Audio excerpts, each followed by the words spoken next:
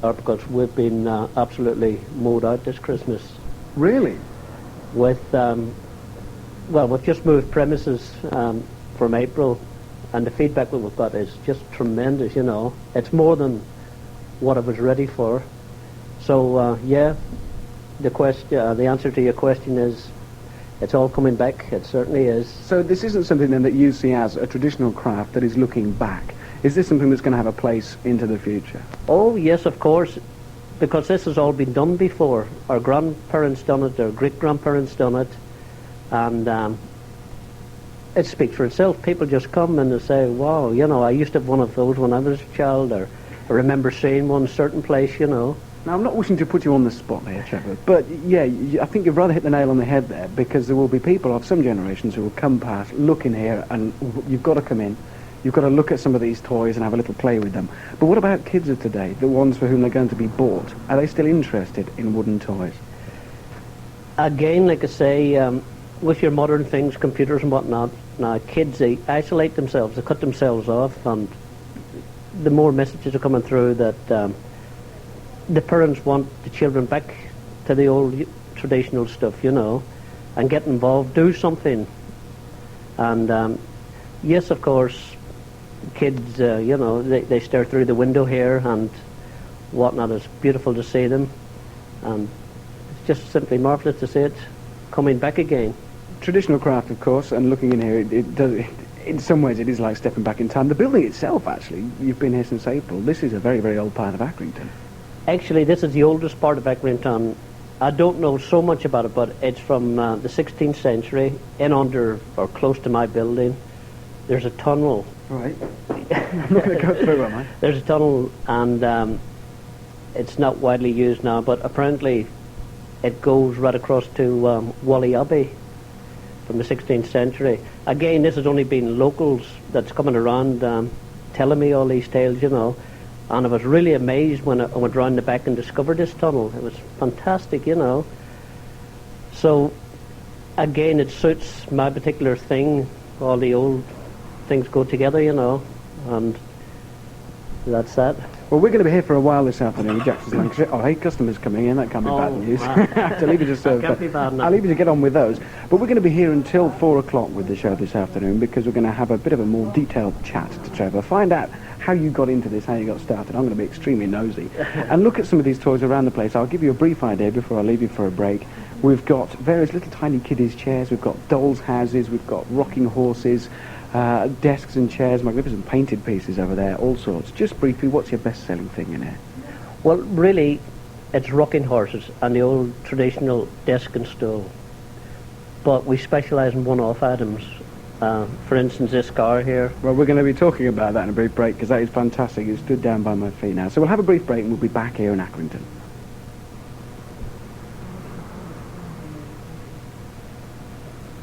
Richard.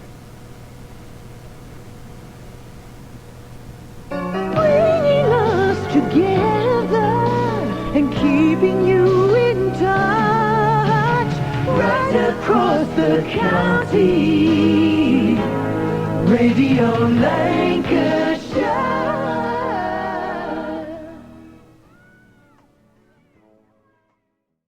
Your way to work or on your way home, BBC Radio Lancashire brings you the travel information when you need it. Whether you commute by road... He's looking at a traditional craft that is very much back in vogue, and that's making wooden toys. Good afternoon again, Richard. Good afternoon. Yes, welcome back once more. Chatting to Trevor Kerr, the man who makes the things in here. I'll just remind you, these range from dolls' houses to the traditional little wooden desks, which are over here. This one's got Hillary painted on it. Quite a lot of these have specially painted designs on them. They do look beautiful when you walk in. Trevor, to give us an idea of how you started making these things. Really, it's a long story. When I first got married in 1971, my wife and I emigrated to Australia. We lived there for 7 years. And I'm a joiner by trade, but being in Australia, all the houses, everything was wood, you know. And we rented out this house, and it was a chap from Czechoslovakia. And he used to do it with his 3 teenage daughters.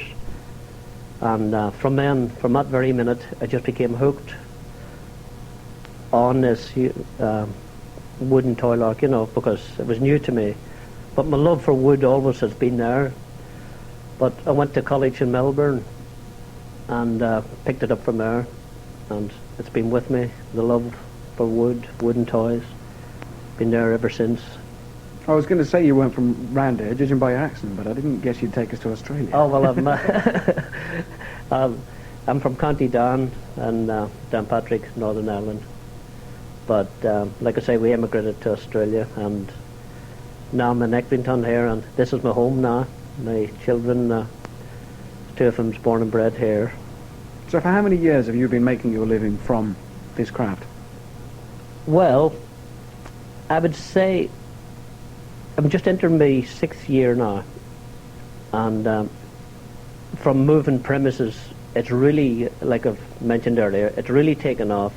So certainly after Christmas I'm going to have to do some serious thinking about where am I going, how am I going to handle this and whatnot, because as you just witnessed, a lady come in for the rocking horse and we're all sold, but we're going to have to just work a bit later and fit her one in.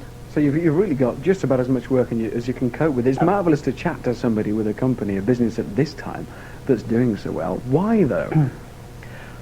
Well, I think there's 2 markets, really. If you go to the toy shop now, there's a lot of coloured cartons there up. When you open them up, there's nothing in them. But in mine, there's no fancy wrapping to take away. You see what you're going to buy. I don't have to sell it. The people come and they can't help but come into the shop, just a fascination. Anything that's done by hand, there'll always be that fascination, and the market is there. Obviously you have to have the skill to produce the stuff, we specialise in one-off items. People come in and ask us for the strangest things, I've done all sorts. I've done a Land Rover went to Kuwait. I saw that. There's one in the window.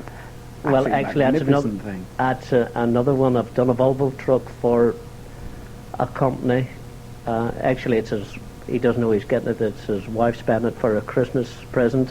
So these aren't children that are getting a lot of these toys? Oh, far from it. No, these are collector's items. What about some of these that are in the shop? Because let's be honest, it's a time of recession. I'm not wishing to get horribly depressing, but these things aren't cheap.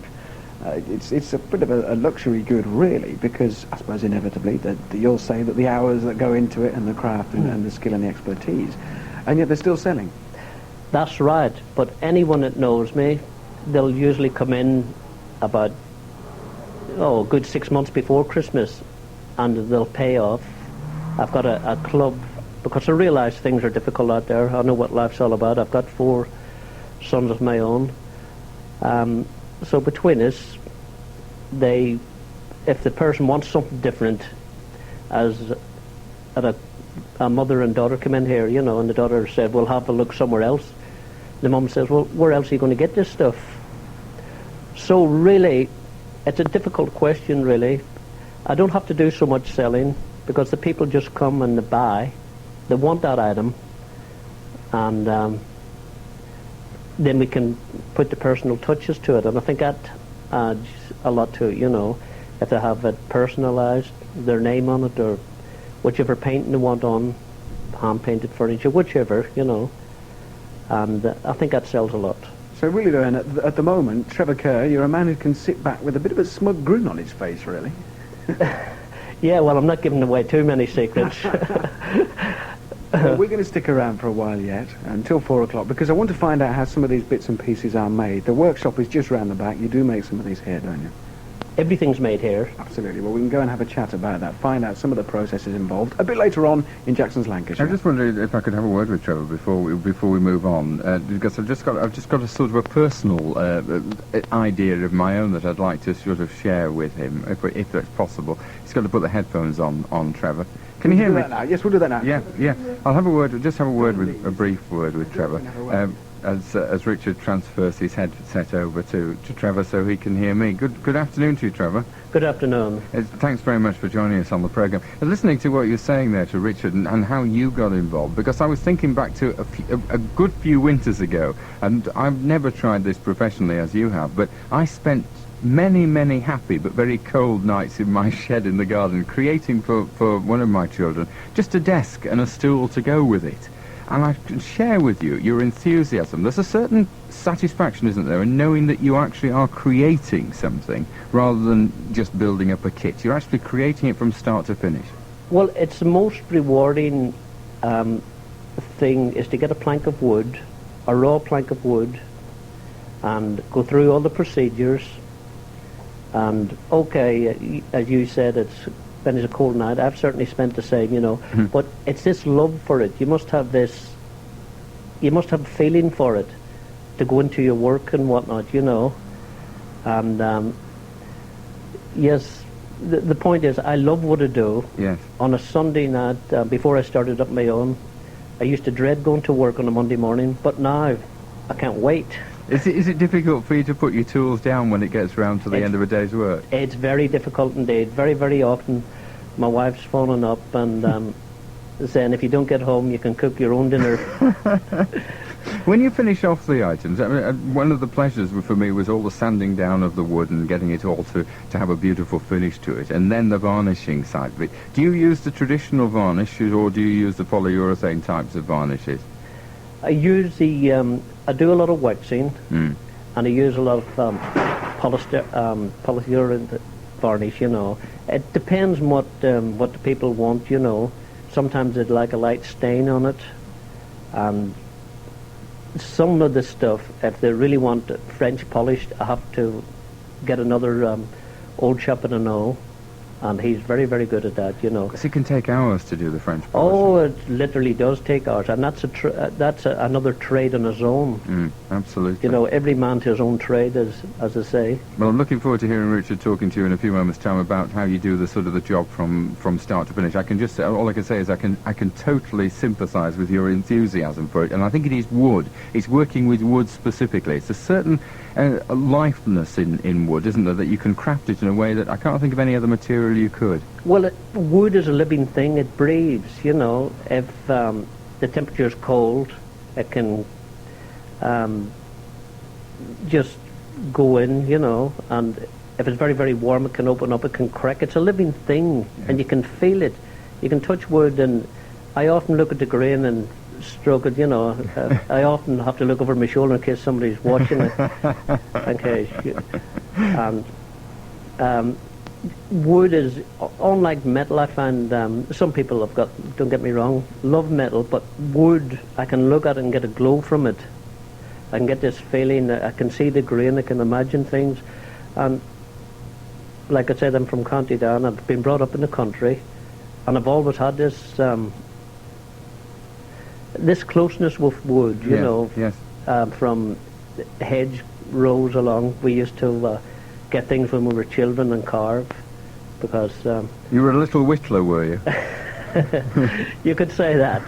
You could certainly say that. Trevor, I'll let you go off and have a chat with Richard whilst we listen to some music, and then we'll come back to you in Accrington. Thank you very much. Roving reporter of the afternoon is downtown Accrington, and we're looking at the traditional crafts that we've explored in many programmes over the last few weeks here in Jackson's Lancashire. Traditional crafts still alive and well and living in Lancashire. In this case, we're looking at the craft of woodwork and making wooden toys.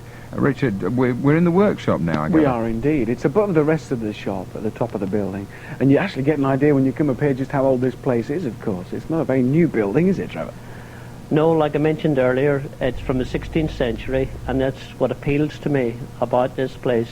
For craft, it's just ideal, and as you can see, my workshop, it's just basic, but... Well, this room where we are now is where you must spend many hours. You're fairly well tooled up. There's quite a few bits and pieces around the place. Just describe roughly the machines that you need. Well, here we've got the circular saw, the band saw, the fret saw, a planer, and belt sander. I'll tell you what, let me loose in here for half an hour and you'll have a disaster on your hands, believe me. We're going to go back downstairs again for two reasons. Firstly, Trevor has got to be wary for all his customers that keep on coming in every time we get talking. And secondly, it's freezing up there. We're coming down a set of wooden steps and into a small area at the bottom. And now we can actually talk about making some of these stuff. Obviously, you start with what's in front of me now, which is wood in a pretty raw state. It's still got bark on. That's right. This particular stuff has come from Cheshire. It's air-dried ash. I get a lot of air-dried ash and beech. And as you can see, it's just in the raw state. Now, I'll have to have this dried out for at least 6 months and take it from there. Depending on what one's made, just come to this pile here, go through it. If people want a nice grain, sometimes I let them choose from the logs themselves. That's a nice idea. Well, that way they can see what they're, and plus the fact that they like to know what they're getting. Let's walk through into the showroom where the finished articles are displayed, and we'll talk about one of them. We'll pick on one and find out how that goes through all these processes. Can we talk about the desk? That's probably a good place to start, because I think there's probably many an amateur DIY bloke who's spent hours in his shed banging his thumb and generally trying to make need to be personal, thank you. Well, this is the old traditional desk and stool. Actually, it's one of my best-selling things because this time of year people, they just stumble across and they say, oh, we've been looking for this for ages and ages. Right, so you talk about the desk and stool. As you can see, it's got the hardwood legs. That's ash that you're looking at. So about making it, I usually cut quite a lot of legs on one operation and get them shaped out. The desk, I've got a jig for the desk. It's got one of these opening lids on it, hasn't it? So there you go. See, open that. Have a look in there. That's right. And sometimes it depends. People might want it for twins, have to double up, and it's unbelievably the request that a lot I've of had it is custom made. The little stool itself has got a little tiny lid on it as well. That lifts up and opens up, which is rather nice. Well, again, you have to listen to the customer. I used to have a fixed lid on it from the design that I seen, and a lady came along and said, hey, wouldn't it be nice if the lid opened up? And if you listen to the customer and listen to the feedback and get it together, you're getting the article that they want, plus the fact that you get a lot of satisfaction out of learning different... You actually do quite a lot of work for the county council as well, don't you? For the local nursery schools, as far as Burnley, Preston, I do quite a lot of work for nursery schools. I make playhouses for them, all sorts, whatever they want, one-off items which are specialised mostly in nursery schools. And yes, quite a lot of my work's to nursery schools. Trevor, when you're making something like that desk, do you make the framework of the legs first, or and then put a top on it, or is it actually made as a complete unit, including the legs? It's made. Oh, everything that I make, there's no taking away and starting to put screws in it. Everything's constructed here, and it's made in such a way that it would take an axe to get it to get it apart. A lot of the, I mean, I'm not knocking the stuff because it's made to a price, and it's very good, the stuff that you can buy in these self-assembly places. I say it's made to a price, and for that purpose it's excellent. But a lot of them are reasonably fragile when it comes to children bouncing on them. And the old school desk that I remember was built like a tank. Well, exactly. That's what people want. That's what the feedback is. Everything's too flimsy. I do a basic set here, which is strong, but sometimes the customers would say, well, my little boy or little girl are right boisterous. I say, right, we'll put 2 by 2 legs on it and let him jump on that. If he breaks that, he's a good one. So everything is built, as in your terms, like a tank, because if people are spending a lot of money, they want it to last for a while. So give them what they want. I can well imagine that. Also, looking around the building where we are at the moment and looking around the showroom, there is the painted stuff. It's your wife who does the painting. She isn't here at the moment. Yes, we've just recently got into hand-painted furniture, and my wife does all the painting. We do wardrobes, as you can see. High chairs, low chairs, you name it. Painted, whatever painting you want on it, and that's just taken over too. So, again, yes, whatever you want painted, we'll paint it. Whatever you want made, we'll make it. And as we come up to Christmas, then definitely a man who is feeling quite happy about his business and looking forward to the new year and getting ready to make plans to expand even further. That's right. Well, actually, I'm more or less finished taking orders for Christmas because I'm booked up. I'm actually more or less booked up for January now, so I'm thinking in the terms of people come in February. You can't complain at these times, then. I'm not complaining. You haven't heard me complain yet, have you? Not a word, Trevor. Not a word. Not a word. Is there anything you would like to make that you've never actually had the opportunity to do or never had an order for? Something that you think, you know, if somebody asked me to make that, I'd really like to do it. Well, actually, it's funny you say that because there's a lady come in and she's a bit distressed and whatnot, and she was telling me she's got a handicapped child, and she's after a special bed. So we don't know what sort of bed she was after till I went along and seen the child, you know. So in January we're going to make her, we've drawn up a little sketch, both my wife and me, and we've taken it along to her, and Christmas has come early for her. I can't wait to really go to town to do something special for that child. And it's not just going to be an ordinary bed, because you can't have an ordinary bed, but it's going to be something special. And Christmas has come early to that lady, that she knows that she's going to get something. So I'm really looking forward to that. I don't know exactly what I'm going to do, but believe you me, it'll be something special. That's a perfect way to end. Trevor, thank you very, very much for joining us, and of course to you, Richard. See you tomorrow on the programme, and I'm sure we'll be hearing more of the work that Trevor's doing in Accrington. Thank you very much indeed. Thank you very much.